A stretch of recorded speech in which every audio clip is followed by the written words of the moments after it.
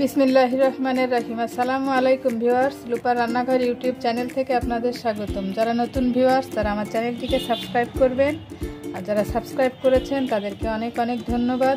তো বন্ধুরা, আমি আজকে রেশমি জিলাপি বানাবো খুব অল্প সময়ে। তো চলুন রেসিপিটা দেখুন।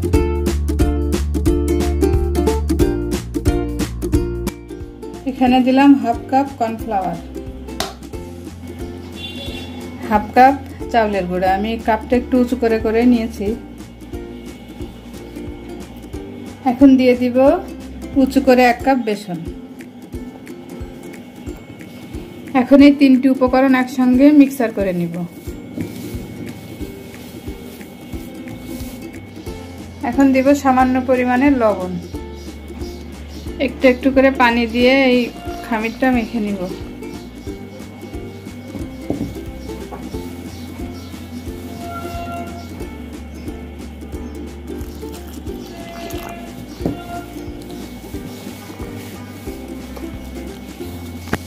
যে খামিরটা আমি এভাবে করে নিয়েছি।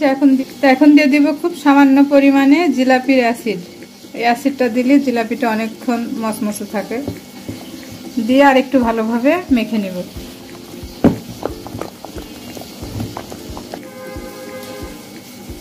এইভাবে যখন খামিরটা রিবনের মতো পড়তে থাকবে তখন বুঝবেন যে মাখানো হয়ে গেছে।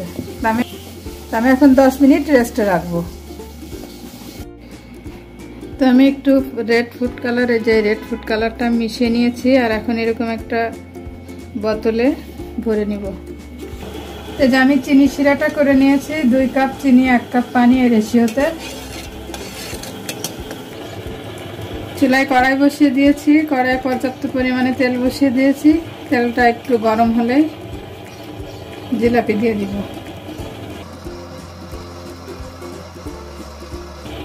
এভাবে চেক করে নিতে হবে তেলটা গরম হয়েছে কিনা।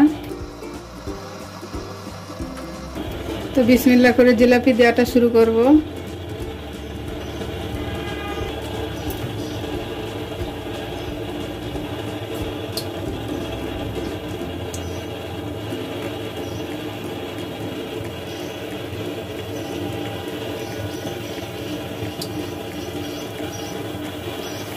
তো যেভাবে এখন উল্টে পাল্টে একটু গোল্ডেন ব্রাউন করে মচমচে করে ভেজে নিব। এই যে জিলাপিগুলো ভাজা হয়ে গেছে, আমি এভাবে তেল ঝরিয়ে উঠিয়ে নিব।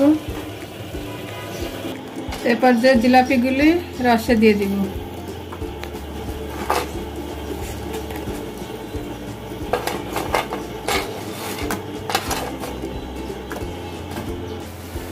দেখে নিশ্চয় বোঝা যাচ্ছে যে জিলাপিগুলোর মধ্যে রস ঢুকে গেছে। তো এখন এগুলোকে একটা একটা করে রসটা ধীরে ধীরে উঠিয়ে নিতে হবে।